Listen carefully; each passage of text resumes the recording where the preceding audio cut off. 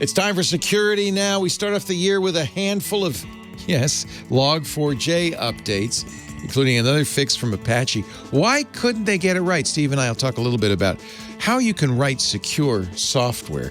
Alibaba's in the doghouse, and an underwhelming announcement from the Department of Homeland Security. That and a look at Microsoft's bizarre fix for another Exchange server flaw. It's all coming up next on Security Now. Podcasts you love. From people you trust. This is TWiT. This is Security Now with Steve Gibson, episode 852, recorded Tuesday, January 4th, 2022, December 33rd. This episode of Security Now is brought to you by Progress. Progress has the technology you need to secure, analyze, and integrate your applications, network, and processes. Find out more and download a free trial at progress.com/security-now. And by Bitwarden. Get the password manager that offers a robust and cost-effective solution that can drastically increase your chances of staying safe online. Get started with a free trial of a Teams or Enterprise plan, or get started free across all devices as an individual user at bitwarden.com/twit. And by IT Pro TV. Are you looking to break into the world of IT? Get the introduction you need with IT Pro TV. Visit itpro.tv/security now for an additional 30% off all consumer subscriptions for the lifetime of your active subscription when you use the code SN30 at checkout. It's time for Security Now, the show we cover the latest security news, a brand new year. And nothing's changed in security. That's the guy in charge. Steve Gibson, GRC.com, doing everything he can to improve our security. And I guess it's inch by inch, bit by bit. Happy New Year. Happy New Year to you, Leo. 2022 has arrived, well, for most of us. What? There's an exception from which this podcast received its title. December 33rd. That's right. That's today. We're going to explain. We're going to explain why it's the 33rd in some locations of the web or the world. This is Security Now, episode 852, as we count down to the end of, we don't know what. Nothing is ended. 4th. That's the problem. Everything continues. It sure does. So we got a bunch of fun things to talk about. We're going to start off, of course, with a handful of continuing Log4j updates. We've got, believe it or not, another fix, the fifth one from Apache, still trying to get this right. We have some false positive alarms have been generated, which caused consternation that was unwarranted. Alibaba is in the doghouse as a consequence of their actions in this drama. And we have an underwhelming announcement from the U.S. Department of Homeland Security, keeping us secure, but probably not their own network so much. We're going to note the postponement of a critical industry security conference, an interesting aspirational announcement from DuckDuckGo's CEO, which will be interesting to see. We'll talk about that. And also the soon-to-be rising costs of cyber insurance based on all of the feedback that the municipal bond analysts are producing. We've also got a bit of miscellany, a quick update on SpinRite, since it's been 2 weeks since we've talked and things have happened. And then we look at the surprising technological decision that has forced the official creation of December 33rd. A day that will live and in infamy. That not be the last extra day we see in December. We'll see how that goes. So I think another fun podcast for our listeners. Awesome. Looking forward to it. And also, I should mention some good news that the James Webb Telescope has opened up finally the fifth and final membrane of their solar shield. Ooh. And this is like the suspense story of our time, watching this incredibly complex device millions of miles away slowly deploy. And if anything goes wrong, that's, a lot of broken hearts. Well, and a lot of money that 10 billion down the tube. Shot up into... Yeah. But gosh, if it works, it's very exciting. Anyway, that's good news. We'll continue to report over the days and weeks to come as those benchmarks get hit. I'm so happy, Leo, that we're still doing some science. I agree. That we just haven't completely given up on. I agree. Like things that don't have an immediate economic return, but we may be needing some place to go eventually. So having something out there looking around, saying, "Hey, what about that ball over there?" Well, and we're both science fiction fans. I think much of our audience fans of science fiction. So it's nice to report on some science fact that's also pretty darned exciting. So that's some good news. I thought I passed that along. That happened about 4 hours ago, but I just found out because it takes a while for that. Yes, I was disappointed when we decided not to build that next generation cyclotron in Texas. Texas. Yeah. Then, of course, the Europeans got all the attention by building it instead. Hey, want to welcome a brand new sponsor to the Security Now podcast, one you'll all want to know about, and probably many of you already do. I know whenever we talk about Progress, our chat room lights up. Oh, I love that. Oh, I use that. Whether you're a security professional looking to keep your data safe or an IT individual, a person working in IT tasked with keeping end users secure, you should know about Progress. Progress has you covered. Progress, Progress, just like the word, has been enabling enterprise experiences for decades and has assembled the technologies that are going to empower businesses to thrive in this post-COVID world. And even, still COVID, frankly. Most companies don't have the resources to invest in technology, not the resources the big guys have. They need to use technology off the shelf sometimes to create differentiation with a smaller investment, right? Well, you can achieve it. Turn to Progress as your trusted provider. With Progress, any organization can achieve the level of differentiation that's critical in today's business environment. I'll give you some examples. MoveIt. The MoveIt managed file transfer from Progress provides security, control, and visibility over all file transfer activities. As you know, one of the real challenges in medicine, in the legal profession, in many businesses is transferring confidential information through insecure channels over the public internet and elsewhere. And it can open you to liability, and it's just, problematic. With MoveIt's managed file transfer solution, you can securely send and receive sensitive data. With a managed file transfer software like MoveIt, you'll have complete visibility and control. You'll get tamper-evident logging, so you can have some confidence this made it safely. You'll get centralized access controls to meet operational requirements. That's just one of Progress's many products. Flowmon Network Intelligence.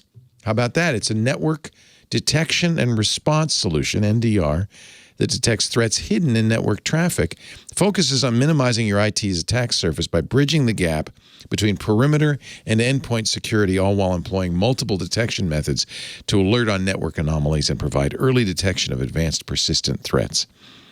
With network monitoring and anomaly detection, you can eliminate the blind spots in your network and stay proactive rather than reactive. I know that's something we're all talking about all the time and really want to do these days. Progress. It's got the technology you need to secure, analyze, and integrate your applications, your network, your processes. Find out more. Download a free trial. Progress.com/security-now.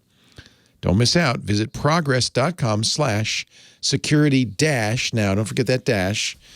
Progress.com/security-now. You'll even get your very own Progress swag bag. Yes, progress.com/security now. The swag bag awaits, but maybe more importantly, the free trial so you can see what Progress can do for your business. Progress.com/security now. Now it's time for our picture of the week, Steve. So this was just something fun that I had in the queue of stuff since there was nothing particularly more relevant that I ran across. One of our listeners ran shields up on his Tesla. What? And well, Tesla runs not Windows, runs Linux. He must have done some tricks to do this. Well, no, because we did in the browser, of course. It's a browser, right. yeah. So, So the good news is you may not be stealth on the road, but you can be invisible. Very stealthy on the internet. Look at all that green, completely stealthed. Yeah, and I don't know whether. I would be surprised if you got your own IP address as you're driving around. I would bet that you're being proxied through Tesla Central. So that IP address, he shows the IP address, right? 31, 161, 190, 103. That's a weird address. That's a weird looking address. Yeah, well, it's standard, IP address, of course, but 31, I don't know what 31? Network that is. Yeah. But anyway, just sort of a cool, fun picture of the week showing, yes, no ports are open on your Tesla. Anybody can do this because the Tesla comes with a browser. You can do this on any device with a browser, right? Yeah. That's cool. So, okay, last Tuesday, the 28th, between Christmas and New Year's, the illustrious, maybe a little less lustrous than before, Apache Software Foundation released another batch of Log4j patches. Batch because they've got, Java 5, 6, 7, 8 still, or I guess 6, 7, and 8. I think 5 finally completely bit the bullet. But addressing yet another arbitrary code execution flaw, which has been discovered in Log4j, which can again be used by bad guys to run their malicious code on vulnerable machines, making this the 5th security shortcoming to be discovered in Log4j in the span of a month. And I suggest more than anything, this again highlights the fact that we keep finding problems. What happens when really smart hackers carefully examine code that really smart hackers haven't yet carefully examined? They're going to find things. So, writing code that works is entirely different from writing code which is secure. They're really distinct and completely separate goals. One is easy. The other is surprisingly difficult and sets the bar far higher. It's possible, and I think one of the reasons is you don't really get credit for writing secure code, right? It's possible to directly see features, and so those get bullet points. And of course, everyone says, oh, it's super secure, but you can't see a lack of security in the implementation of those features, so it doesn't really have to happen until problems arise. So the good news is the CVSS severity score in this 5th case, and those more recent ones, keeps dropping with these successive discoveries. None of these follow-on problems that had since been fixed sport that initially eye-popping 10.0 that we had. This latest one got a CVSS of 6.6,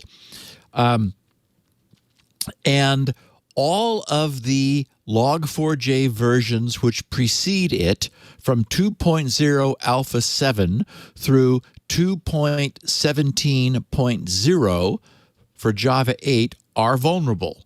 So once again, they all need to get fixed. And, this is the problem with these rolling updates more than anything else, is that it's easy to say, oh, we found another problem. Everybody should fix it. But as we talked about, thanks to Google's research about the depth of the dependency tree of the Java libraries which depend upon this is a nightmare.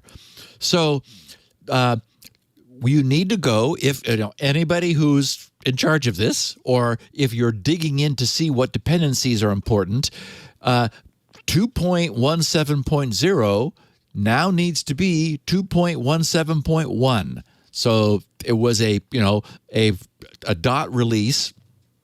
And although Apache didn't acknowledge the researcher who reported the issue, Checkmark's security researcher Yaniv Nizri has claimed credit, and I'm sure it's due, for reporting the vulnerability to Apache. and this was impressive, the day before their release, last Monday, the 27th. So it took them like no time, one day, that this 2.17.1 was released the next day. He has published a detailed blog posting to back up his claim that it was he who provided this. He said, the complexity of this vulnerability is higher than the, well, of course, because it would be hard for it to be much lower. He said is higher than the original CVE 2021-44-228. Since it requires the attacker, he wrote, to have control over the configuration. Unlike logback, in Log4j, there is a feature to load a remote configuration file. Of course. Why wouldn't there be? My Lord. Or to configure the logger through the code. So an arbitrary code execution could be achieved with a man-in-the-middle attack, for example, user input ending up in a vulnerable configuration variable or modifying the config file. In other words, yet another feature that Log4j probably didn't ever need, which created yet another vulnerability that we also wish we didn't have. Now we don't, but it's still a big nightmare. The problem, as I was just saying, is, the need to keep all the affected libraries within the entire sprawling, somewhere between 7 and 9 layer deep Java dependency tree updated with the latest release. And this is made so much more problematic when Apache needs to keep updating their patches as like new issues. Like this is increasingly small, right? So still, it needs to get fixed. So it's a mess. The developer and security communities, which have been doing their best to stay current, are getting a little stretched feeling. They reacted to this latest news, which was first disclosed not even by Apache, but by Nisri's own public tweet, with an explosion of reaction traffic.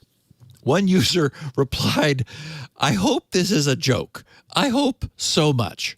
Another tweeted, "We are long," in all caps, "past the point where the only responsible thing to do is put up a giant flashing neon sign that reads, Log4j cannot be fixed.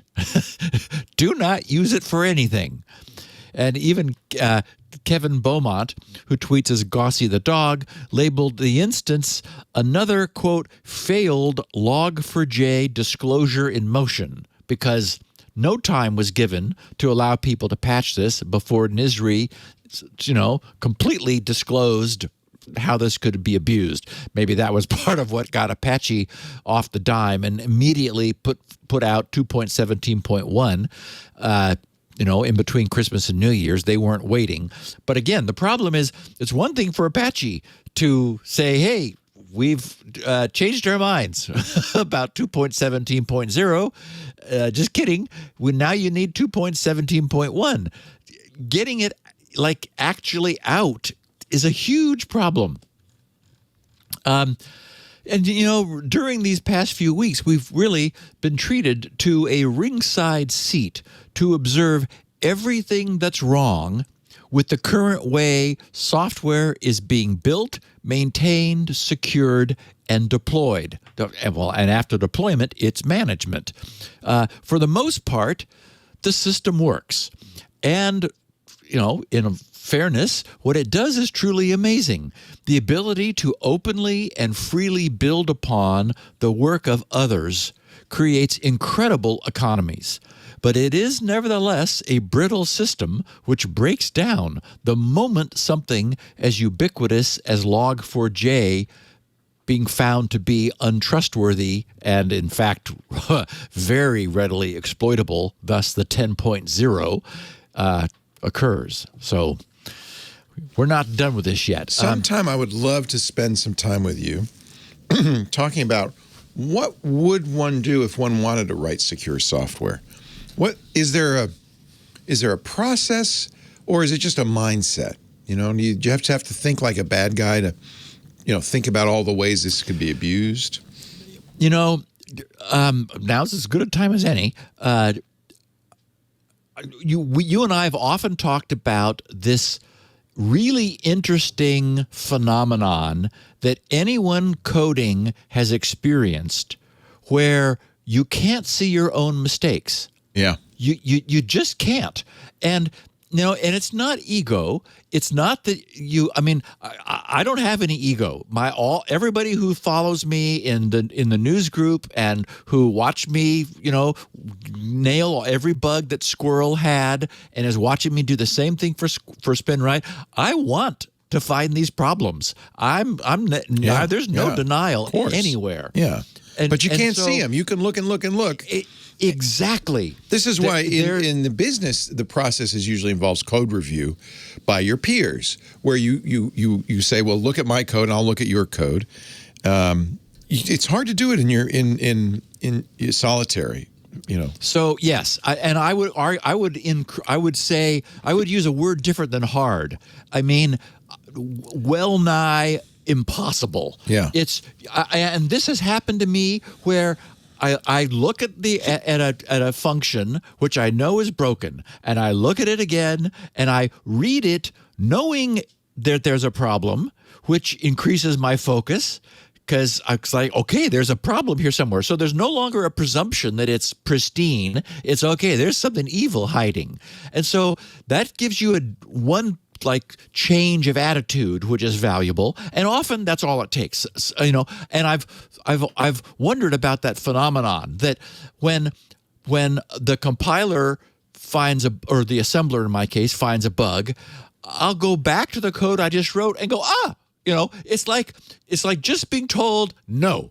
It's like, then I'll look at it thinking, okay, wrong, and I'll go, oh, of course, look at that. How could I have done that? And then I'll fix it. Well, why didn't I see it before I hit the assemble button? I don't know, but being told no, that helps me to go, oh, but despite all of that, even knowing that there's like a problem I can't see, it will sometimes be single stepping through the algorithm until I hit the thing and I go, oh! I mean, it's like it has to be just rubbed in your face before you see it. And so, Leo, I think that it's this concept of a red team. What I would say is that somebody other than the author or the team, because, maybe other team members could cross-check each other's code, but somebody is going to find the problem.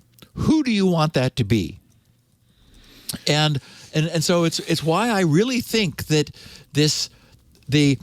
when in the case of Log4j, that horrible initial 10.0 drew the interested focus of a bunch of other talented security-aware coders, and there certainly is something to this idea of having a higher level, a security-trained coder who's just seen all the things that can be done wrong and looks at code not from the standpoint of assuming it's right, but in challenging every assumption that the original coder made about what his code was going to do. And it's, oh my God, it's far more laborious to do that than it is just to make it work, assuming that all the conditions are what you want them to be. It's a completely different approach. But I think the idea of a red team, of having and really that's what bounties are, right? Bounties are paying good guys to find the problems you and your enterprise and your coders cannot find. And no one's going to do it for free. I mean, it's sort of the failing of the open source effort, right? I mean, it's that wonderful pyramid of blocks resting on one little toothpick down at the bottom. It's like, some unpaid guy in some far off land who no one's ever met. And yet we're all dependent upon him, and it's thankless. I did there was a plea from Wikipedia over the holidays. I do $10 a month because I want to support them. Absolutely. And I wish there was some way of associating my identity with that, so that, because I feel guilty. I know, when I get bugged by Yeah. I don't feel guilty. I know I'm giving them money, so I just claim. Yeah, okay. exactly. Okay. And the guy that does tree style tabs, which I also use every week. I depend upon it in Firefox. He was begging for some money, so I gave him some. But still, most of this open source stuff is just done by hobbyists because, they're well-meaning, but they're often not security trained. OpenSSL is a disaster until it finally got, deeply looked at, as we talked about years ago, and all kinds of problems were found with it. In fact, as we also said, Amazon just wrote their own from scratch. They said, forget that. You can't even understand this spaghetti, what this thing has turned into over time. So we're just going to, TLS isn't that hard. We're just going to do one. And, they did, which was like, what was it, 1/20th the size and had all the same functions, but just none of the extra cruft that had, the barnacles that had grown onto it over time. So I think that the one solution, and we've also talked about this, is taking C out of people's hands, because it's still the most popular solution, and it is just powerfully dangerous. I mean, it is so dangerous, and in fact, it's probably what caused the naming of this podcast, December 33rd, as we'll be getting to. Oh, interesting. Yeah. It's that kind of problem. Yeah, I think we are moving towards safer languages, which, kind of nudge the programmer in the right direction. But that's only a certain kind of flaw, and then there's higher level stuff that can happen that you just have to kind of, I don't know. I think you have to have a mindset. Well, and we have Microsoft. Wondering whether it's necessary to have the deep optimization where they noticed that Chromium is having all of its half of its problems come from the super secure deep mode optimization. Yeah, we've got processors. You have to pour liquid helium on them in order to keep them operating. Yeah. We just don't need that level of optimization anymore. No. Yeah. Good. It's a good subject. I'd love to talk more about that over time. Making really your software more secure. Yeah. And the problem is budget and time. I mean, I'm living in this world where I don't have anybody telling me that I have to ship anything on it by a certain date. And if you do, everything changes because nothing ever happens in the time scale that you expect it to. Right. It just doesn't. And you end up having to ship stuff. What is it? We hear Paul and Mary Jo talk about it. Oh, yeah. Windows, there's 10,000 bugs, and they shipped it. It's like, what? That's just incredible. So, okay, so speaking of Microsoft and bugs, last week, and actually this is a time constraint story, Microsoft's defenders newly and perhaps too hastily deployed Log4j scanner has been triggering false positive alerts, which, hasn't been helping anyone's nerves. Everybody's already on edge about Log4j, and then suddenly Microsoft Defender is saying, Log4j, you've got some. And it's like, what? Where? So this was Microsoft Defender for Endpoint. It was showing sensor tampering alerts linked to their newly deployed Microsoft 365 Defender scanner for Log4j processes. So, Log4j. The alerts are reportedly mainly shown on Windows Server 2016 systems and warn, quote, says, possible sensor tampering in memory was detected by Microsoft Defender for Endpoint. And that's created by something called the Open Handle Collector exe process.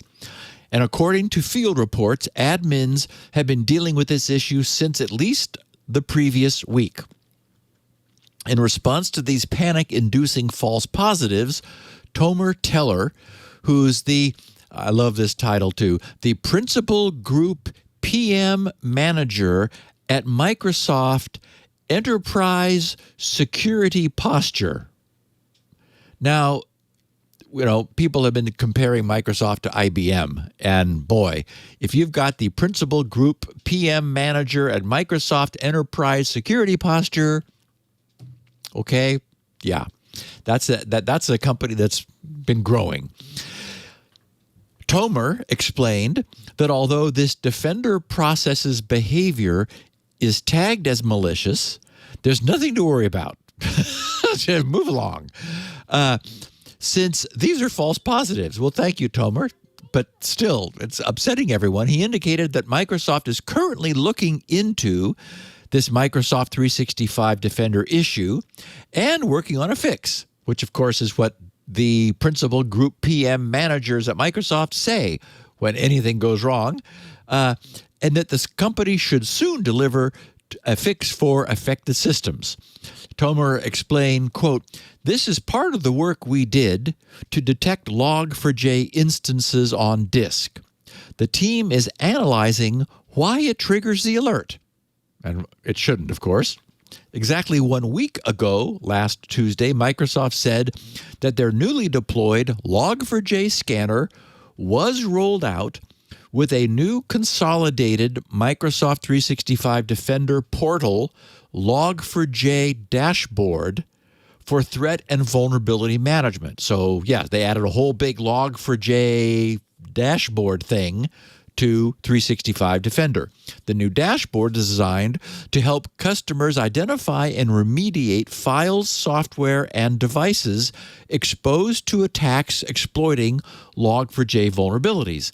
Now, of course, this happened quickly, right? Microsoft didn't have a lot of time to work on this.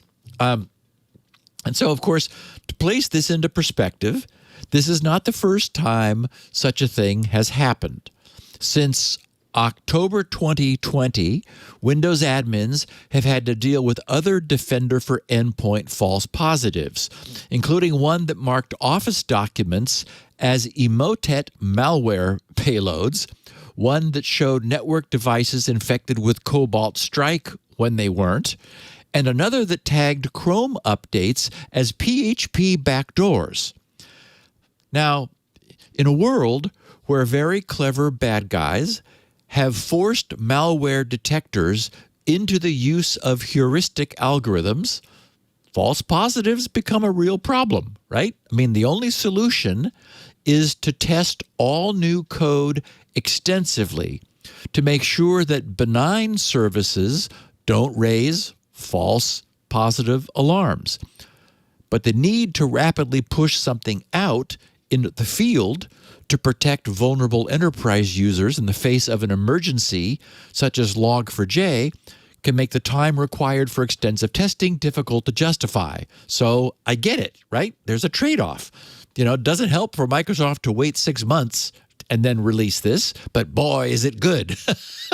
So let's just hope that amid the reports of some false alarms, this new Log4j scanner was also able to correctly detect unsuspected instances of Log4j residing on disk as it was designed to, and that many disasters will have been averted as a result. So on balance, a good thing Microsoft did this and pushed it out. And yes, in the case of Log4j at 10.0 on the CVSS, probably better sooner than later, even if it's at the cost of some false positives.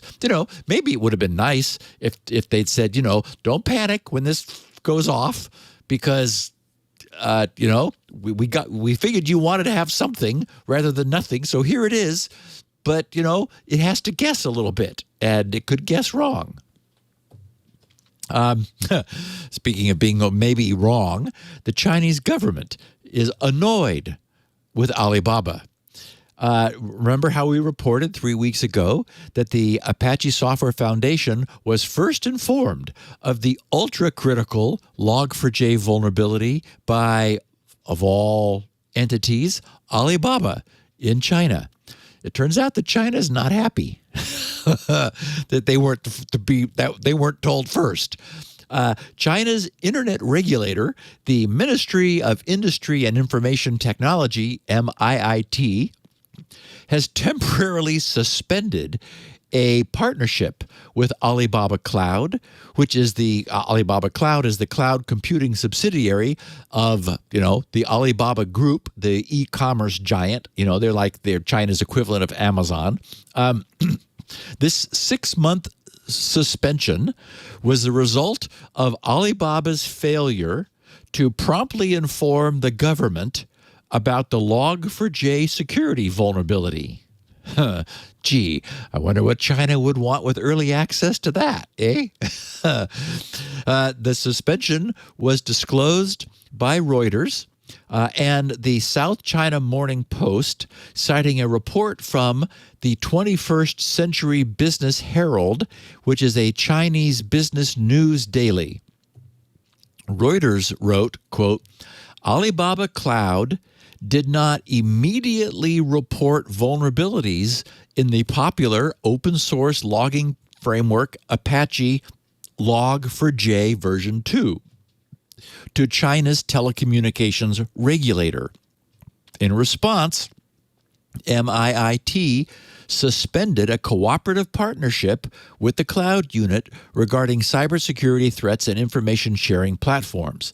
Okay, now the fact that it wasn't a permanent termination was a suspension suggests kind of a slap, right? I mean, they clearly need this relationship and they're not willing to give it up completely.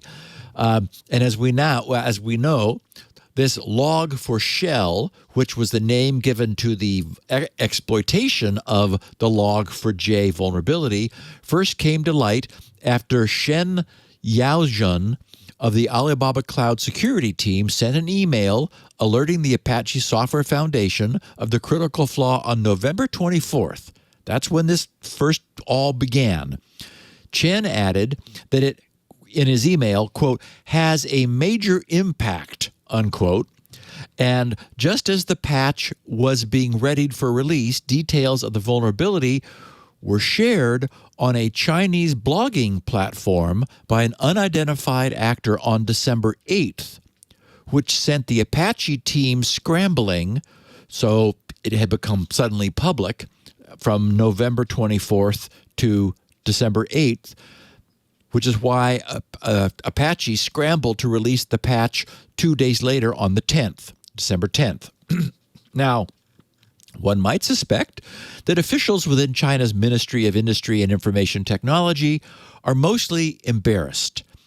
MIIT said in a belated statement published on December 17th, so exactly 1 week after the Apache release, that, quote, this vulnerability may cause a device to be remotely controlled, which will cause serious hazards such as theft of sensitive information and device service interruption, unquote. And the ministry added that it was only made aware of the flaw on December 9th, 15 days after Alibaba's initial disclosure to Apache.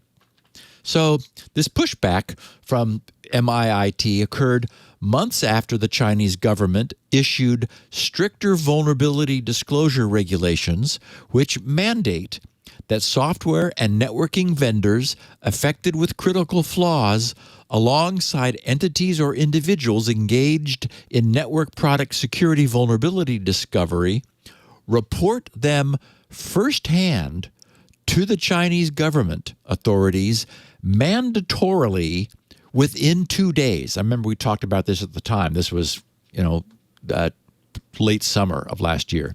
And last September, China followed it up by launching the, quote, cyberspace security and vulnerability professional databases for the reporting of security vulnerabilities in networks, mobile apps, industrial control systems, smart cars, IoT devices, and other internet products that could be targeted by threat actors.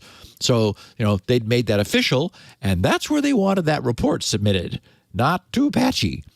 So, feeling duly chastised by the ministry's action, according to a follow-up report from the South China Morning Post, Alibaba Cloud said that it would work towards improving its risk management and compliance, saying that it did not fully comprehend the severity of the flaw, and that it did not share the details with the government in a timely fashion. So, we're sorry. We won't do that again. Right. And let's take a little break to talk about our sponsor, the fine folks at Bitwarden. There was a big to-do last week about the other big password manager. Yep. I think it finally came down to an issue of what they called credential stuffing, where people had reused their master password. And apparently some false alarms also. And maybe some false alarms. Their system was misfiring. So, yep. But that gave everybody a chance to kind of think about, well, what password manager do I want to use? And I was really glad to jump into those conversations and talk about our sponsor, Bitwarden. I did this on the radio show as well. There are many password managers to choose from. The fundamentals, of course, of any password manager is it has to provide a secure vault for your passwords, generate secure one-time only passwords, and then store them in the vault. You remember the master password. Don't write it down. Don't reuse it. We all know that. But there is more a password manager can do. And Bitwarden is, I think, a really good choice. And I'm going to tell you the reasons I use it and recommend it. First of all, it's the only open source cross-platform password manager that can be used at home by businesses, on the go. It's trusted by millions. Open source to me is a really good thing. And one of the side effects of open source that you might not have thought of, the free version of Bitwarden is always going to be free. Their business model does not rely on pushing free users into paid versions of it. Now, I actually pay for Bitwarden. It was only, I think, $1 a month, less than that, $10 a year, not because I needed the features, but because I wanted to support them because they're an open source project. But then I found out Bitwarden does so much more. For instance, Bitwarden for business is a really great solution for any business that wants to empower its employees to follow best practices in password management, both at home and at the office, because the Bitwarden business plan begins with your employees creating their own personal vault. So it really encourages them to use Bitwarden at home. And then you add them to the organizational vault so that with one instance of Bitwarden, they get completely securely, completely independently, their own passwords and the business passwords you want them to keep secure. So create that personal vault. It's free to do so, by the way, and then create the organizational vault. And you'll like this organizational vault because you have a huge number of enterprise policies you can adapt to fit your business needs. It includes Bitwarden Send, which is a fully encrypted method to transmit sensitive information, text, files, whatever, directly to anyone. They do not have to have a Bitwarden account to use that. To send it, but not to receive it. Your team members can generate, very important, unique, secure passwords every single site. And Bitwarden has a great security monitor system that will let you know if you've repeated passwords and give you the opportunity to fix all of that so you don't fall prey to that credential stuffing problem. Enterprise-grade security. It's GDPR compliant, HIPAA compliant, California's privacy law, CCPA compliant, SOC 2 compliant, and, of course, an end-to-end encrypted vault that you could have them host, which I do because I figure they know more about secure hosting than I do. But if you wish, you can host yourself. Not every kind of account is available. You have to, Bitwarden self-hosting is not available in the free organization or team plans. But the individual plan and the enterprise plan, yes, self-hosting. So if you don't want to have that centralized vault, if you want absolute control, you can do that. I love that. Now, the other thing I like about Bitwarden, Problem, it's because they're open source, but also because they're really good. They're always adding new features. They've announced they're going to be rolling out 2 new features for the enterprise plans. This is something that we do for our employees, and I think it's a really great thing. If you already are part of a Bitwarden cloud-based enterprise plan, all your users will be granted free Bitwarden family accounts. Those are special premium accounts for up to 6 family members, and that's just part of that. And I think that's how Bitwarden is effectively saying, we want to extend password security to all, not just the members of your organization, but their families as well. They've also added login with single sign-on, which I'm a big fan of SSO. It's a new option for customer-managed encryption. It enables a self-hosted enterprise, so you have to choose the self-hosting option, then to create a local key server, and you can use that to manage vault encryption keys so employees can access and decrypt Bitwarden through their SSO credentials. That eliminates the whole credential stuffing problem. No additional passwords or login information. It's easier. It's more convenient for employees. They're using SSO on their device, which probably, in fact, you can enforce this with a policy, uses biometrics, so they have that second factor automatically built in. This is just the way a password manager should be created. If you're interested in a business plan, Bitwarden has many plans, one that'll work for you for sure. The Teams organization option, $3 per month per user. You can share private data securely with coworkers, departments, entire organizations. It's very granular. Bigger enterprises, you'll want Bitwarden's enterprise organization plan. That's just $5 a month per user. And again, don't forget, you're going to get that free family plan for all of your employees, which is really great. The free organization plan, by the way, you should look at that, at least to try it out. That's for 2 users, and 2 users can store and share secure passwords and all of that. Bitwarden believes everyone should have access to basic password security tools. That's why their basic free account is free forever, and that means an unlimited number of passwords. It works cross-platform. You can upgrade it anytime. I did this just to support them because I love them. For less than $1 a month, you get a premium account with some additional features. And, of course, if you're looking for secure family storage, they've got the family organization option, 6 users, premium features, $3.33 a month total, not per user. So Bitwarden is very affordable. Again, open source, which gives me some real sense of security. And you never have to worry about them forcing you into a higher paid plan.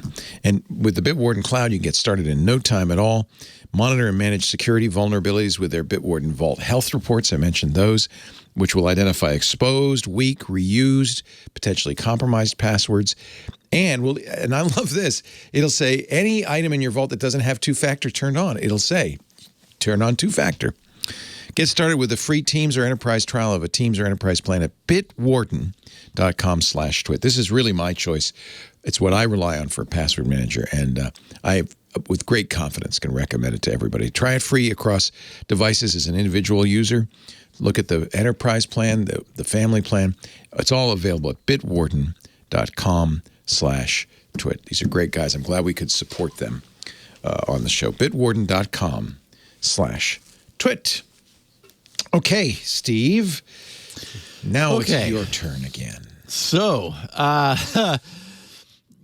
the Hack the DHS bug bounty was expanded to explicitly include Log4j flaw-based attacks.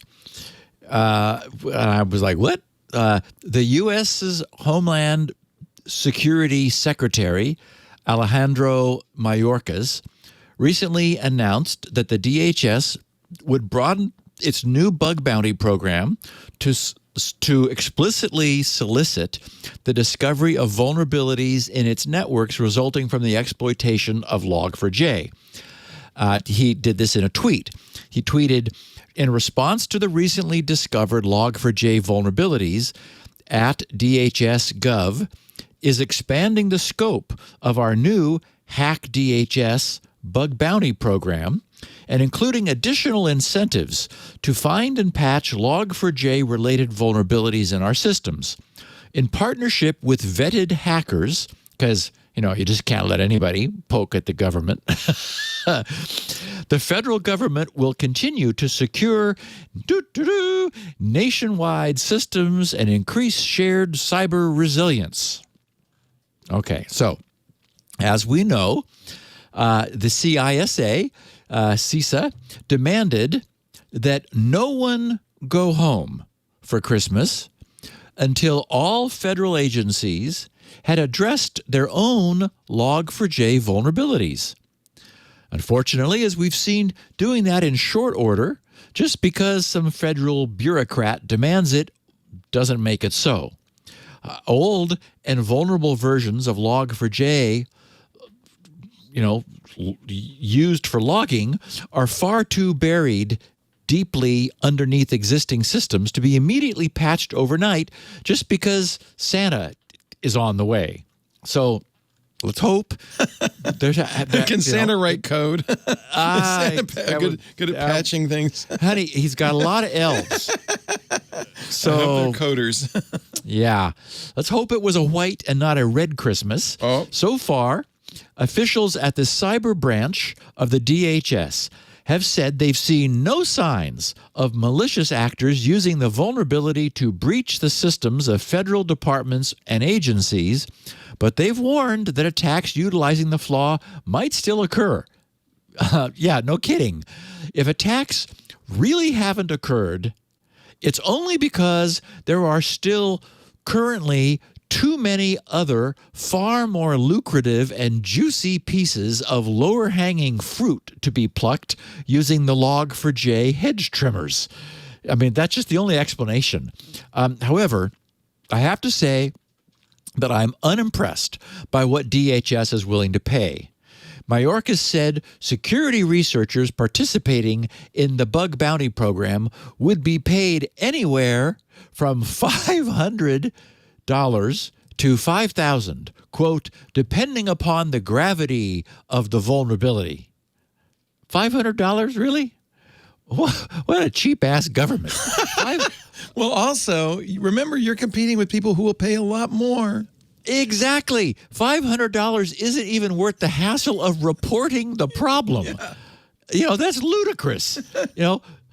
When the world is chock full of cash-rich enterprises just waiting to be ransomed, what underworld lowlife is going to waste his or her time poking around the Department of Homeland Security for a possible $500 payday, which I assume, unlike a big ransom payment, is taxable?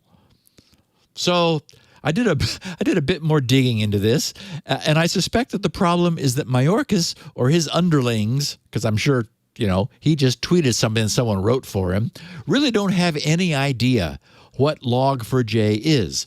As we know, because we covered it at the time, back in 2016, the U.S. Department of Defense introduced the Hack the Pentagon program. And after that, the program discovered nearly 140 previously unidentified vulnerabilities on some of the department's websites. Yeah, right. Like, oh, you forgot the S on HTTP. Could I have $500, please? Really not very hard to solve problems.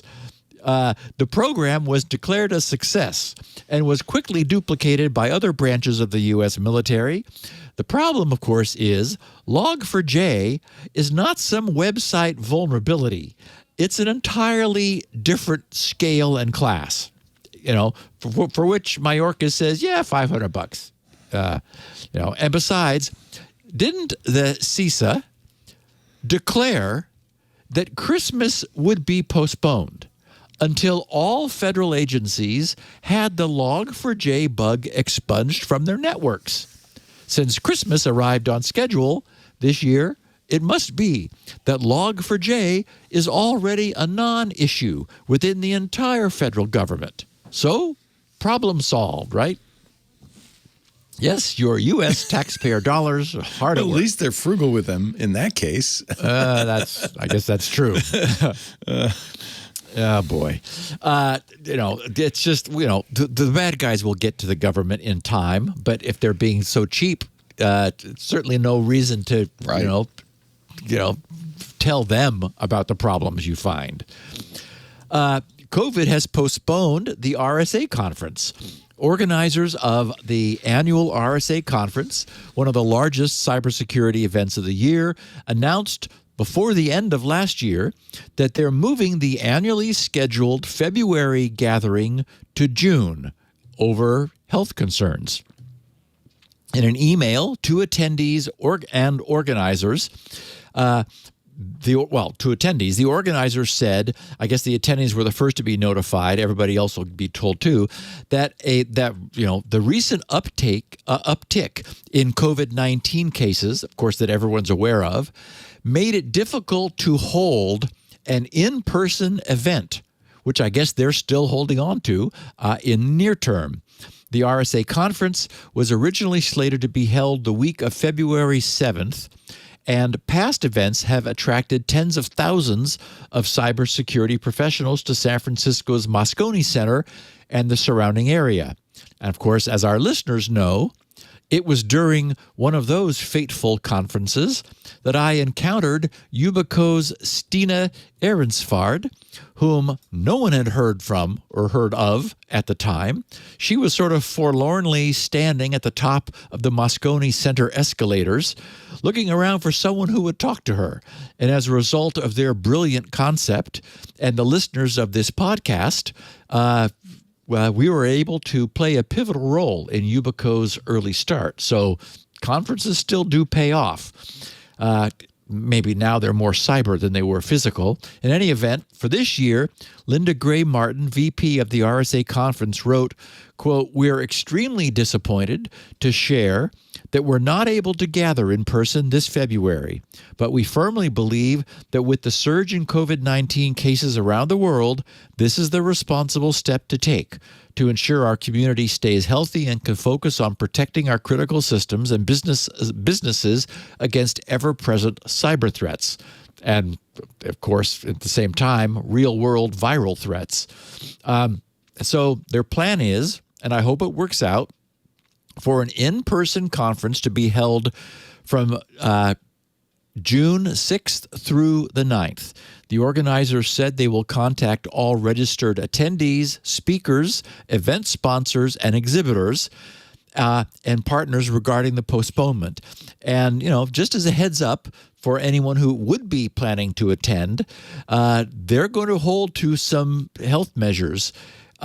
You will be required, all attendees and exhibitors and everybody, physically within the confines, will be required to show a proof of vaccine for COVID-19 and the mandatory use of face masks for all indoor activities. So I would not have gone if it's in any way possible to see this stuff online. At this point, things are a little bit crazy in COVID land. So anyway, if that affects anybody, if by any chance you missed that email, it's not going to be February. It's going to be June.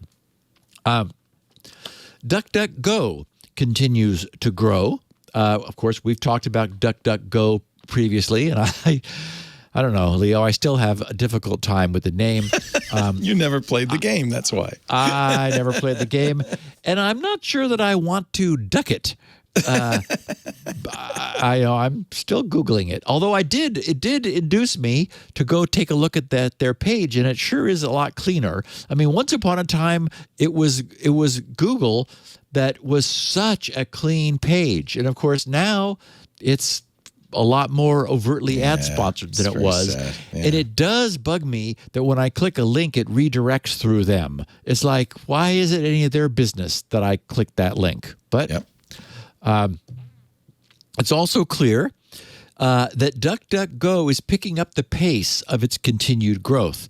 I've got a chart in the show notes showing their traffic from 2010 to now, and boy, I mean, they are going. Unfortunately, it's not only DuckDuckGo that's gone exponential. COVID, as we know, at the moment is surging, but it is really a beautiful growth curve. Now that 2021 has wrapped up, we know how that year went for them, for DuckDuckGo. It's clearly privacy-focused search engine was used for more than 34.8 billion queries in 2021, making that an increase of more than 47% from 2020, which itself was an increase of similar size or percentage from 2019. So it's going crazy. And given the fact that Google and Bing are known to be rapaciously siphoning and tracking and doing everything in their power to extract every possible bit of revenue from their users, DuckDuckGo suggests that many people are becoming increasingly comfortable with using it as an alternative. Of course, as we know, they initially made a name for themselves being a search engine that had no interest in tracking, and then they further expanded into other products, apps, and extensions aimed at enforcing or enabling a more private online browsing experience. And now DuckDuckGo is planning to expand its offerings to include a browser for desktop users. And that's why I was brought up short. It's like, wait, what? At the end of their 2021 review blog post, DuckDuckGo's CEO, Gabriel Weinberg, talked a bit about their forthcoming desktop web browser. He said, quote, "Like we've done on mobile, DuckDuckGo for desktop will redefine user expectations of everyday online privacy.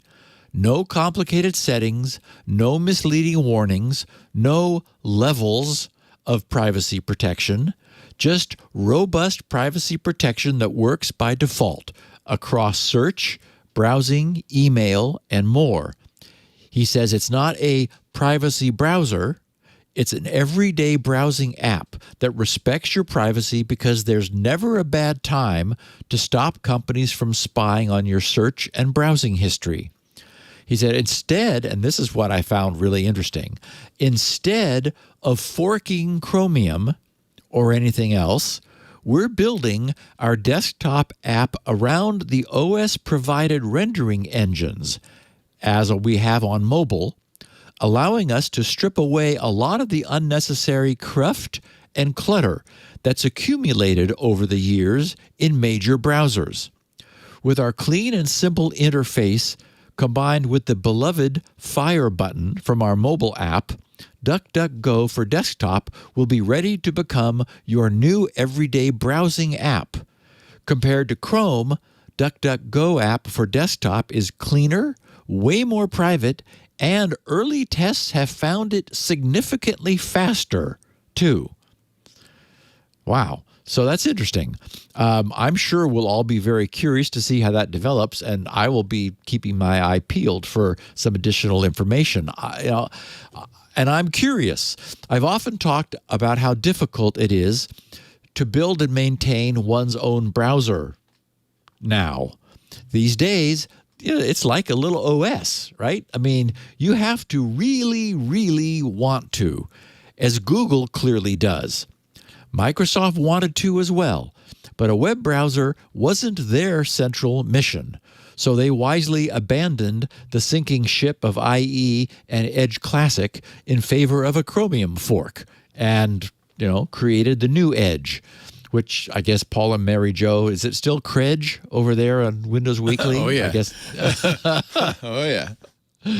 So anyway, Gabriel referred to forking Chromium. So, he talked about that in his note, saying, no, we're not doing that. So that's, more obvious choice which was the path taken by all non-Firefox browsers, Firefox and the Tor browser. It was on DuckDuckGo's radar, but they appeared to believe they can build, somehow, a lightweight web browser around the hosting OS's native HTML rendering engine. Like I said, good luck. I love the idea in theory of what he describes as doing away with a lot of the unnecessary cruft and clutter that's accumulated over the years in major browsers. But I don't know. There are many services that contemporary users want and now expect, and in some cases even need from their browsers that make them convenient to use. For example, what about you were just talking about Bitwarden. Oh, yeah. What that's an add-on. What about password managers? Will DuckDuckGo's browser support the industry's emerging standard browser plugin add-on facility? If not, can a feature-stripped desktop browser succeed in today's world? I couldn't use one. So it'll be interesting to see, what they have in mind, how they think they're going to be able to. I mean, frankly, I would have started with Chromium. I would have done another fork of Chromium, and yes, then stripped it of privacy intrusive stuff, wrapped a shell around it that prevented it from doing all of that. But still, I just don't know. Well, we'll see how they can deliver on what they want to. Will be interesting. The cost of cyber insurance will likely be rising, or maybe insurance will even be terminated. Given the past several years and the number of times we've talked about state and local government agencies, including school districts, relying upon their cyber attack insurance to cover the cost of ransoms and after-attack recovery, it shouldn't surprise anyone that Wall Street investors and the insurance markets are worried about the cybersecurity risks that state and local governments face. This is changing the economics of public sector services, and not for the better. Offices that previously provided a limited set of local services, which never really gave much more than a passing thought to the need for cybersecurity, are now, for the first time, finding themselves targeted by foreign criminal and nation-state actors. And in reaction to all the payouts insurers have had to cough up, the rates on cybersecurity insurance, which has been the main line of defense for many state and local governments, has started to rise. And in some cases, to even become available, at least not at a price that our government agencies have been able to afford, or just had the budget for. We know from all of our previous reporting that the bad guys are explicitly targeting entities which are believed to be well insured because, as with Willie Sutton, that's where the real money is. As far as protecting themselves goes, for our local budget-strapped municipal and state agencies, as always, it's a matter of funding. Omid Romani, who's the Associate Director for U.S. Public Finance at the credit rating agency Fitch, which is a biggie, told The Record in an interview, quote, "The landscape is changing quite rapidly now. From the cybersecurity insurance and the threat landscape side, which leaves local governments in the middle dealing with issues they traditionally haven't had to deal with. And literally, no one believes that our agencies are up to the challenge they now have no choice but to tackle.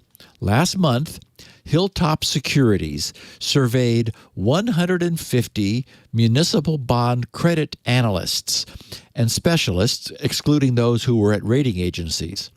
I've placed the bar chart showing the sad results of one of the survey questions which they were asked.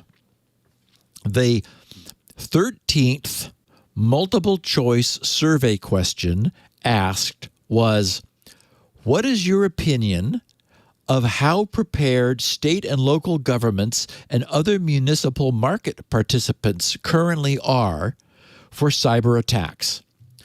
So this was multiple choice.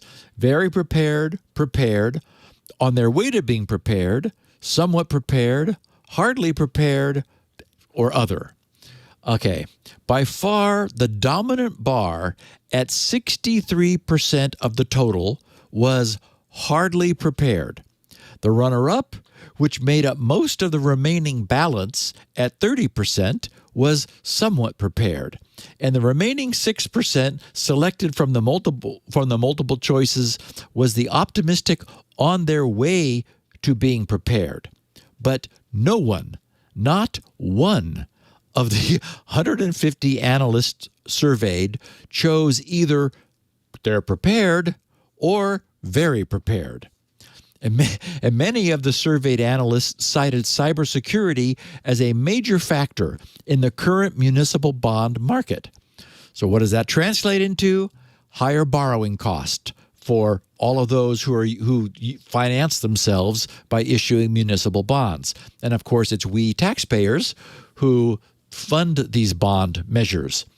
Back in April of 2020, only 12% of those responding to a similar survey cited cybersecurity among the top 5 issues affecting the municipal bond market at the time. In this updated and just published survey, that number has risen from 12% to 29%. And of course, this is why none of this bodes well for the future availability and or the cost to these agencies for the purchase of sufficiently comprehensive cyber attack insurance. We keep seeing that money isn't spent where there isn't a screaming need for it to be spent. And this appears to be especially true in IT, which the starched shirt C-suite executives have never really understood, nor really wanted to need to understand. Their feeling was, please just let all that confusing mumbo-jumbo be somebody else's problem. It's not. Until recently, random municipal agencies were not being attacked. There was, no reason to attack them. So not only was their true cyber preparedness allowed to go lacking, but their insurance costs were low. However, that's not what the future promises. At least insurance is something that bureaucrats understand. What this means for those of us in the U.S. at least is either a decrease in the quality or quantity of provided services due to the need to budget more on a fixed budget for cyber insurance, or probably an increase in local taxes, since, as I said, somebody needs to pay for this, and taxes is where the money comes from. So, there's a lag in this happening. As we know, the ransom attacks have been increasingly prevalent the last few years. It's getting pushed down the chain, and ultimately, it will end up raising our taxes. So, Leo, 2 weeks ago, I mentioned that I was excited because the day after that podcast, the Matrix Resurrections. Oh, God. Oh. Hope lives eternal in the Matrix fan, doesn't it? Oh, it does. 23 years ago, the Matrix first appeared. Amazing. And amazing. I admit to having, that was amazing. Oh, yeah. And, I'm sure that after spending these past 17 years together, our audience knows that for me, hope does indeed spring eternal. But in this case, those hopes were unrealized. And the movie was shown to be a barren money play, offering not a single new idea. Immediately after suffering through it, I tweeted, "The Matrix Resurrections. I'm unsurprised that IMDb's viewer rating has dropped it from 6.8 to 6.1 after its wide release. I was unimpressed by the seemingly endless and boring kung fu. The whole rationale was quite a reach. If you feel that you need to see it, don't expect much." And for today, I just checked. The Internet Movie Database now pegs it at 5.7, which is not surprising. So anyway, I think that probably killed it. The Matrix was such a breakthrough at its time. And if you were lucky enough, and I was, to have seen it without any prior knowledge, I just went to see it, and it was like, I walked out of that theater mind blown. Yes. But now it's so well known. It'd be hard to have that kind of impact with a Matrix movie again, I think. Yeah, I do agree. I will say, however, Leo, over the holidays, Lori and I did encounter one very pleasant surprise. Netflix's Don't Look Up. Oh, isn't that fun? Oh, it was. Yeah, I enjoyed it. I'm glad. I meant to shoot you and Lisa a note. It's a wonderfully exaggerated, yet disturbingly apropos, brilliant commentary on the many facets of creeping denialism that we appear to be seeing around us everywhere these days. It was, I thought it was brilliant, and so I do recommend it to anybody who has access. I'm glad you guys liked it, too. Oh, yeah. On the SpinRite front, I've become very comfortable with the project's use of GitLab, and I am very glad I took the time to bring it online. The SpinRite development community is using it to manage the collection of known problems that I'm whittling away at every day. And, I was using the GRC's news groups, and I think I have something in OneNote. Well, I know that I have some notes in OneNote that are now living over publicly in GitLab. So I was sort of privately managing the stuff I needed to deal with and get to, and I was often marking messages as unread in the news groups as my own means of managing. But this is just such a cool way to operate. And the good news is it continues to be true that the new foundation I've written for SpinRite is working robustly for just about everyone. At the same time, I strongly believe it's worthwhile to take the time right now to track down the causes of any misbehavior that anyone finds. For one thing, I need to know that it's not my fault. No matter how rare it might be, sometimes what we're finding is the trouble is a bug in a chipset that is in no way SpinRite's fault, but I don't know that until I find it. We found an example of that on an old ASRock motherboard. SpinRite is now using many of the features that every chipset was advertising back then, but had apparently not yet perfected. So in those cases, there's nothing I can do. In this case, it only occurred when the chipset was in AHCI mode. So switching the motherboard back to its legacy ATA mode, which, by the way, was the BIOS's default mode for that motherboard anyway, it resolved the problem. And even when the motherboard was in AHCI mode, the trouble only appeared to occur the second or third time SpinRite was run after booting. Oh, I hate that kind of bug. It was weird. Oh, God. It probably wouldn't even be encountered, and it requires non-default settings to happen. And if it were to happen, there's a workaround, which is, not running SpinRite more than once, or just switching back to ATA mode, which was the default. And Leo, this thing, when I found it, I was like, what? It's like I was setting a bit in very, very high memory in an AHCI register bit. It's in all of the IO stuff lives at the top of the 4 gig memory area. That's where all the PCI stuff is. And so all the addresses start off as FFF, E, and then something or other. So there was a point where I was setting a bit, oring a bit on the least significant bit of a word up there, and that caused a word in low memory to spontaneously switch to 0101 hex. It's like, what? I mean, it's. I mean, I don't know, even like a bug, right, in the hardware. If you don't have hardware to run on, you don't have a computer, really. You've got, it's a fancy random number generator that's not very good, but still. Anyway, the point is, there are those sorts of problems. Yeah. But an example of a different kind, over just this past weekend, I tracked down some really odd behavior that was only ever seen on a particular Supermicro server motherboard with a Xeon processor.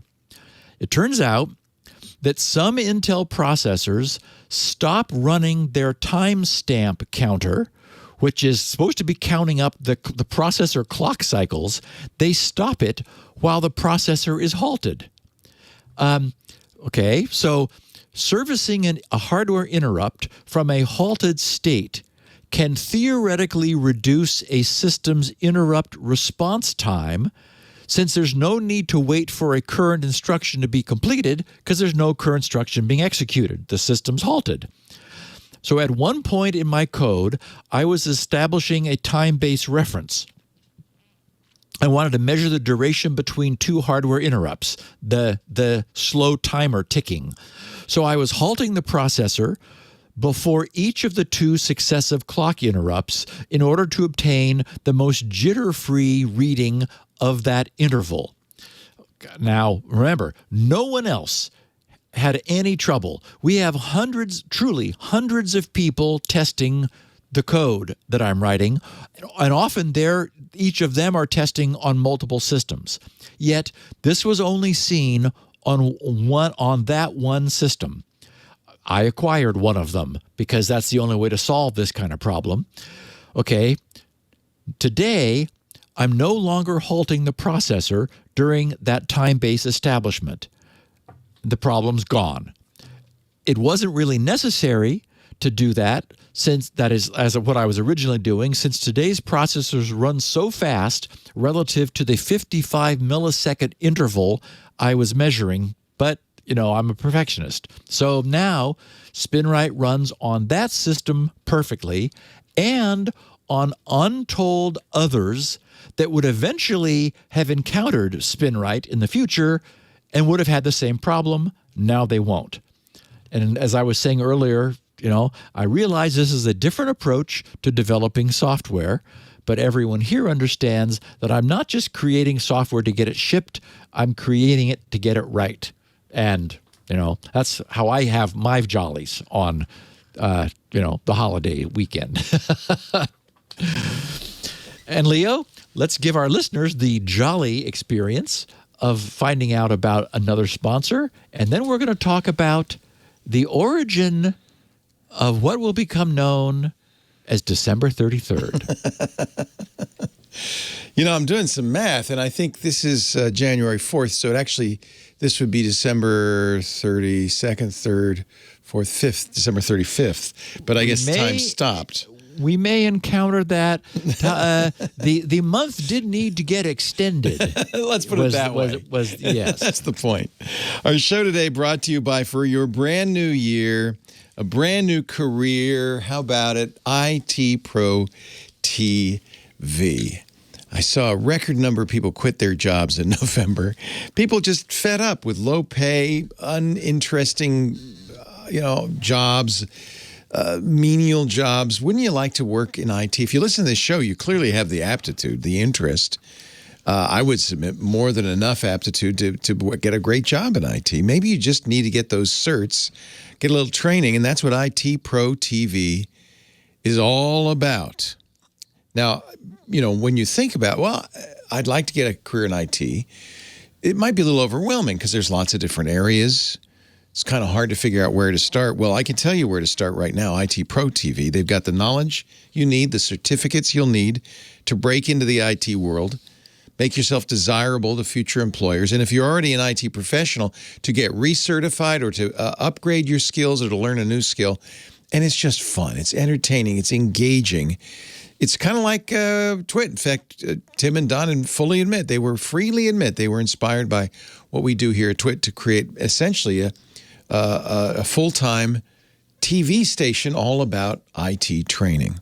That was their expertise, and they've really made it a reality. Every month now for the last 6 months, they've been doing themes, which I love. This month, January, it's all about getting started in IT. New year, new job, new career. January 15th and 16th will be their free weekend. If you want to just dip your toes into IT, kind of get a sense of what it would be like to study for these certs, they're going to have a bunch of free courses. CompTIA's ITF Plus and A Plus courses. Those are the certs really people often get when they first start in IT, especially that A Plus cert for desktop support. And I love it because they're the official training partner of CompTIA, so they have the best CompTIA training. Also free on the 15th and 16th, Linux Essentials. I know a lot of you are interested in Linux as an operating system. There'd be a great place to start. Microsoft 365 Fundamentals. This is part of the new Microsoft certification process, MS900. I love this, a hands-on PC build from the bench. Part of their From the Bench series. I love that. Cisco CCT Routing and Switching 100-490. Apple's Certified Support Professional, ACSP, for Mac OS 11, the current Mac OS. Those are all free January 15th and 16th. Now, you might say, oh, is this going to be boring? No. Yeah, I think a lot of IT training could be boring. Not IT Pro TV. They're enthusiastic, very smart, very experienced edutainers are there to give you the information, but to do it in a fun and engaging way. I love they chunk everything up into 20 to 30-minute segments. They're video, by the way, which is more engaging. You can watch, you can see. You can. They do it live Monday through Friday out of their studios. I think they have 7 studios now in Gainesville, Florida, and they're always producing live from 8 a.m. to 6 p.m. Eastern. So you can watch live. In fact, they have a chat room just like we do, and you can participate live.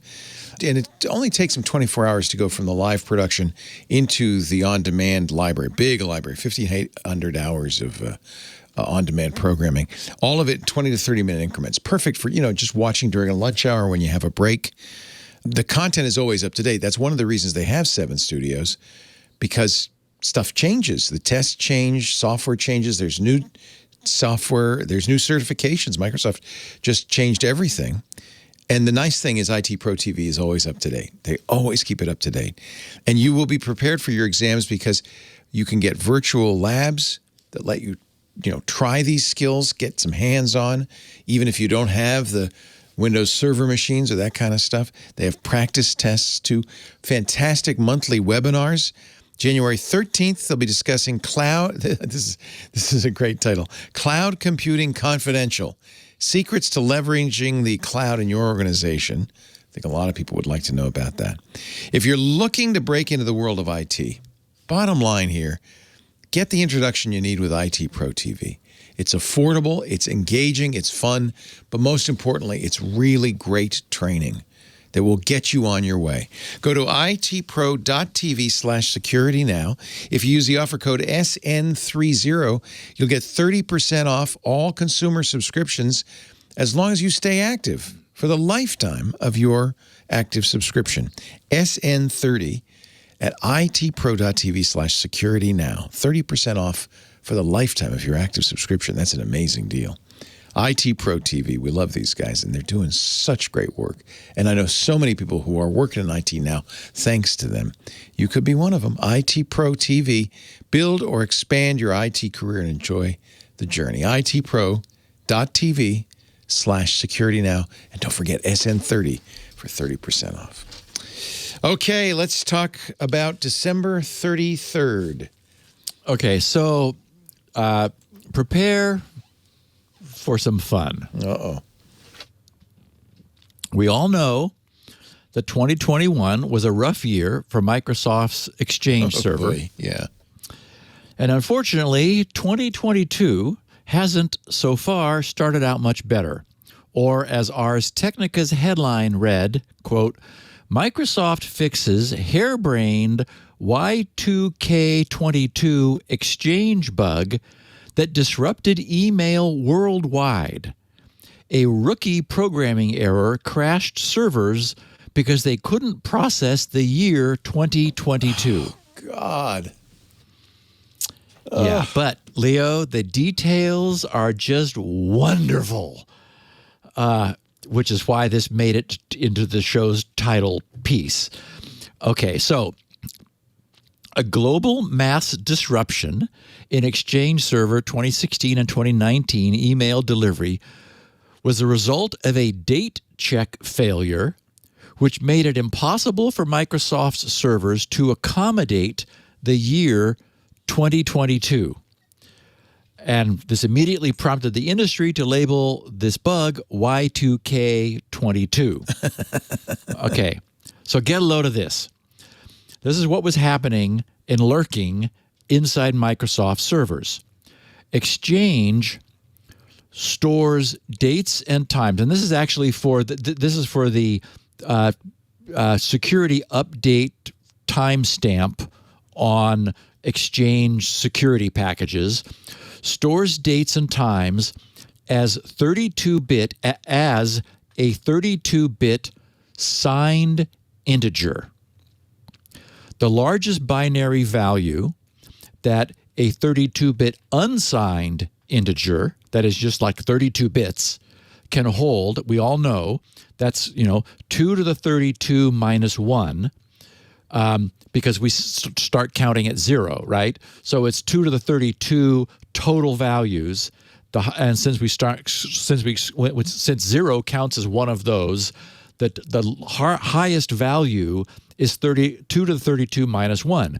And we all know what that number is, right? That's that 4.3 billion, because that's 32 bits, the same as the address on an IPv4 packet. So it's like 4.3 billion IPv4 internet addresses, right? And so on. And anything 32 bits, 4.3 billion.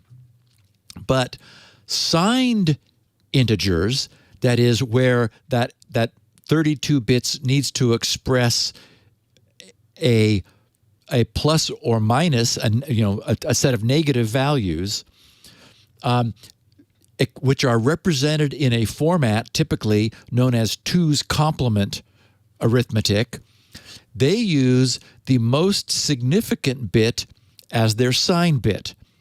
And it turns out all kinds of cool things happen when you do that. For example, if you have a value of all zeros and you increment it in a binary fashion, it goes 00001, 00010, 00011, 00100, and so forth upwards. Well, if you decrement it in that same binary sense, it goes from all zeros. If you subtract 1 from that, it's all ones. So in other words, minus 1 is all ones. And notice that the first bit, the most significant bit, the leftmost bit, is now a 1. So as you continue to subtract ones from that, the least significant bits have that 0 pattern that dances around while everything else stays all ones until you get to the most negative value that a signed 32-bit value can represent, which is a 1 followed by all zeros. Okay, so that's the way values are represented in our compilers when we say we have a signed 32-bit value. Okay, so if the largest value that unsigned 32 bits can represent is 4.3 billion, the largest positive value that a signed 32-bit quantity can represent is 2 to the 31 minus 1, right? Not 2 to the 32 minus 1, because we lose that high bit. That's now the sign bit. So the largest positive value is 2 to the 31 minus 1.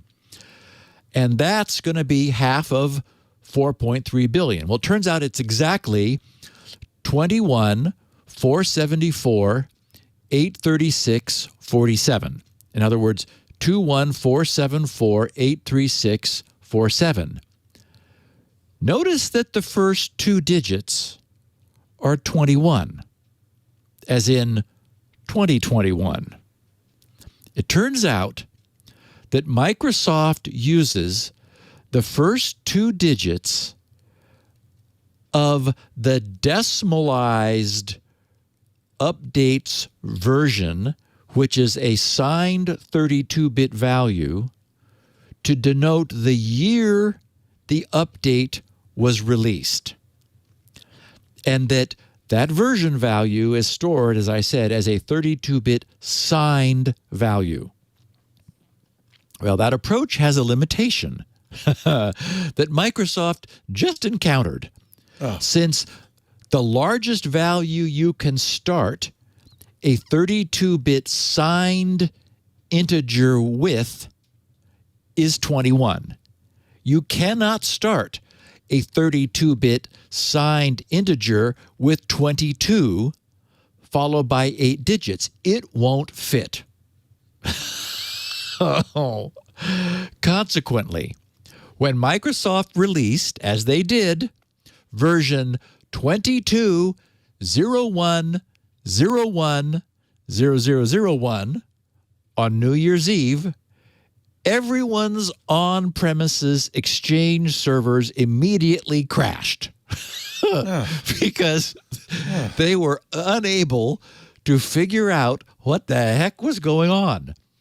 The crashes meant that Exchange was unable to process messages, which became stuck in transport queues, and admins around the world on New Year's Day were frantically trying to troubleshoot the problem, hopefully not with a hangover from over-partying the night before. Why are they being so clever? Does this even...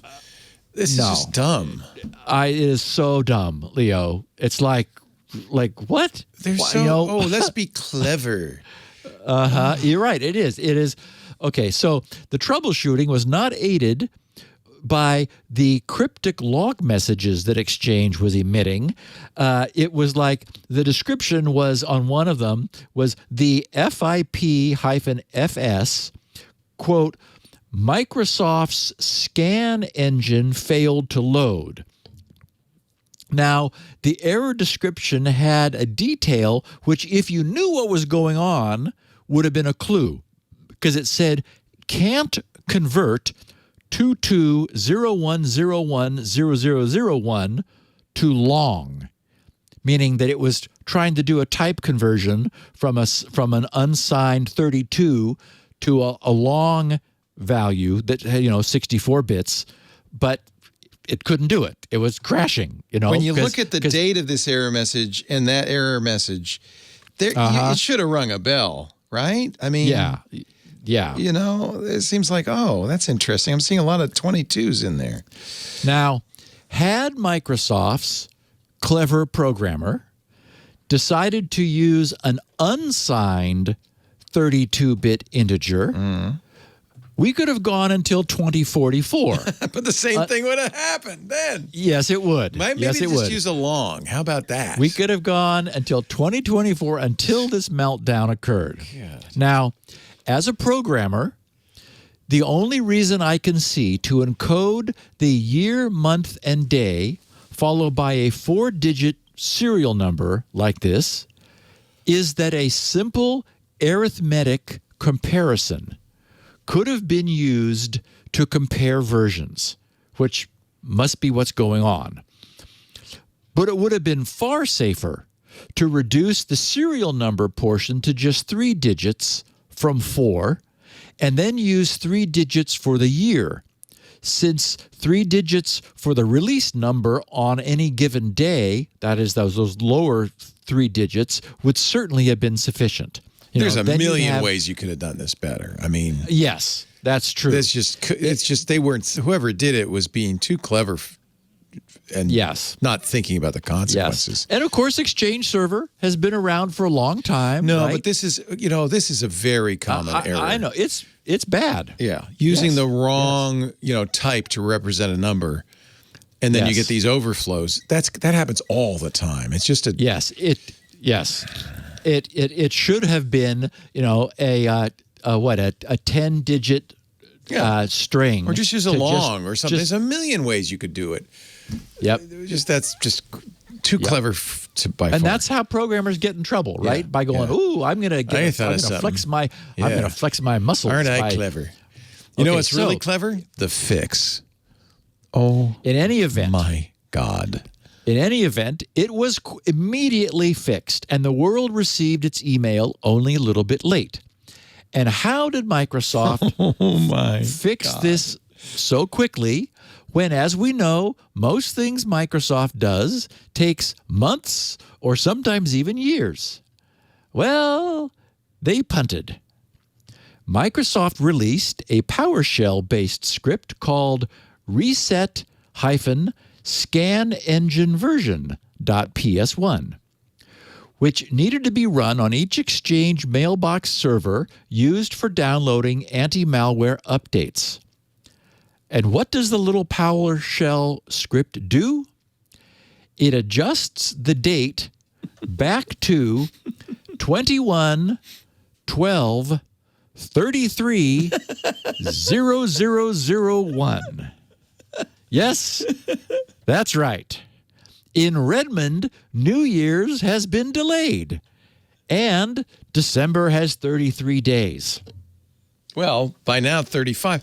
What, they're going to keep doing this? I mean, Get it a can load of never be this. 2022 ever again? I'm sure they came up with this kludgy hack on top of a kludge because it has the benefit of not breaking their simple signed arithmetic version comparisons. They need to do nothing more than hold the year's digits at 21. And after all, December can last for another 66 days until we get to December 99th, at which point it might be necessary to move to the 13th month of 2021, which I suppose would mean that Microsoft had invented the leap century. Now, okay, to put everyone's mind at ease, Microsoft wrote, quote, "The newly updated scanning engine is fully supported by Microsoft. While we need to work on this sequence longer term, the scanning engine version was not rolled back, Leo. Rather, they wrote this, I'm not kidding, I'm quoting them, it was rolled forward into this new sequence." That's right. We didn't roll it back. We just rolled it forward in a different direction. It's Back to the Future, of course. They finished by writing, quote, "The scanning engine will continue to receive updates in this new sequence." No, they're going to fix Yes. this. No. They said that. No. The scanning engine will continue to receive updates in this new sequence. So for who knows how long, they're going to leave it starting at 21.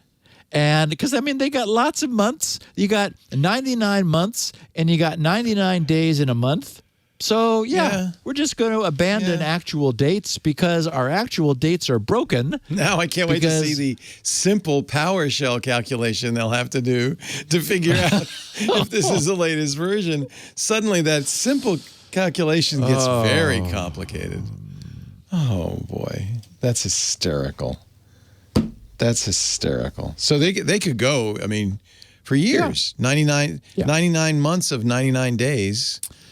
I don't know what that is, but they just abandon their comparison. Yeah, if I were them, the easiest thing to do would be just to redefine it as an unsigned. Then nothing else has to change. Just change the type to unsigned. Then it won't break their comparison. It won't break their conversion to long any longer. And what I would, that's clearly the simplest thing to do. If they want to maintain for another 22 years until 2044, when this will break again, and that ought to be time for Microsoft to figure out the right way to do it. Start over, rewrite the whole thing. Oh, programmers are so fun. We don't even, I suppose we'll never know who wrote that code.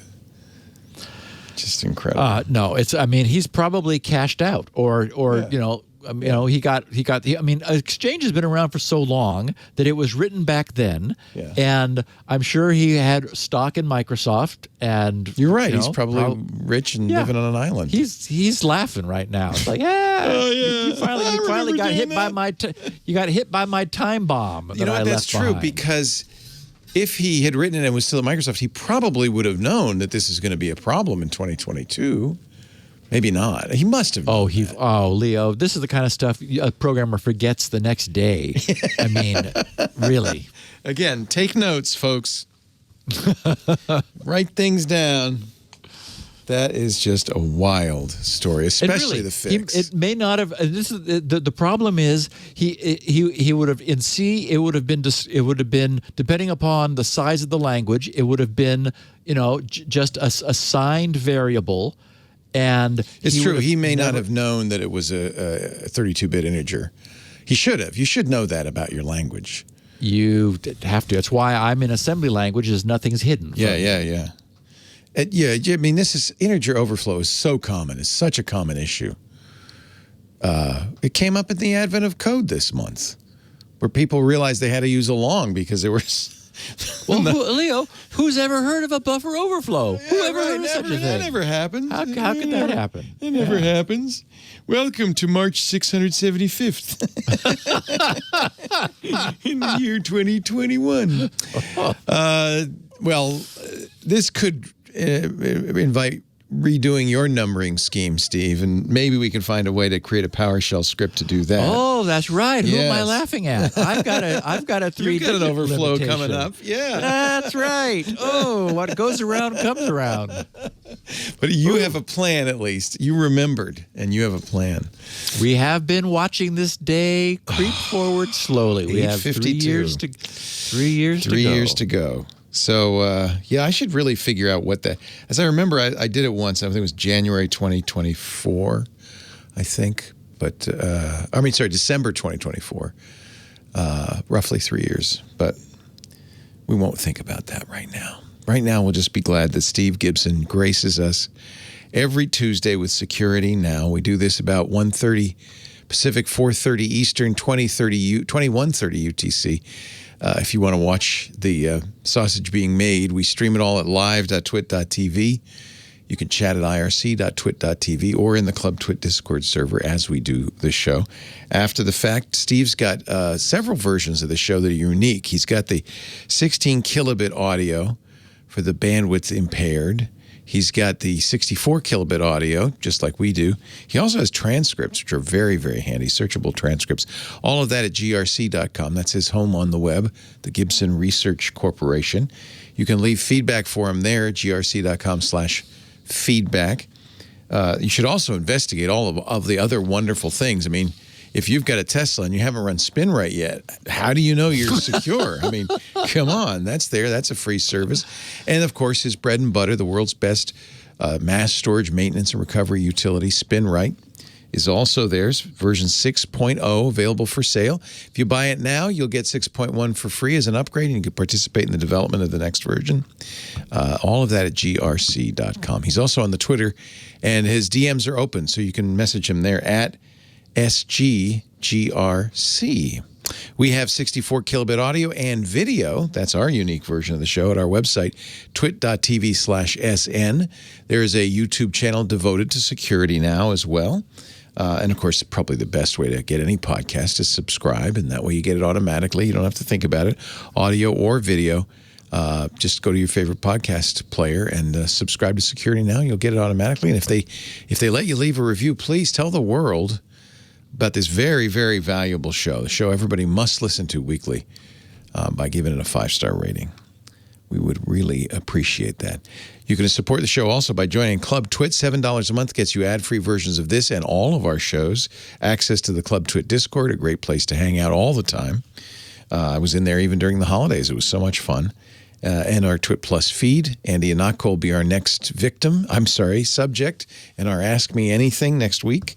And you'll get that on the feed, or you can join it live when it happens in the Discord. Again, Club Twit, $7 a month. Just go to twit.tv/clubtwit to find out more. We just got another corporate member, so I think we have 3 now. So there's corporate memberships also available. Steve, have a great week. I hope you find something to watch on the tube. We're having a good time. Good. And we will be back next week, where it actually is January of 2022, even though it's December in Redmond. That would have been another good title. Maybe we'll save that for tomorrow's Windows Weekly. It's December in Redmond. December in Redmond. Thank you, Steve. Have a great week. We'll see you next time on Security Now. Thank you, buddy. Hey, you don't have to wait till the weekend to get the tech news you need. Join Jason Howell and myself, Micah Sargent, for Tech News Weekly, where we talk to and about the people making and breaking the tech news. Security Now.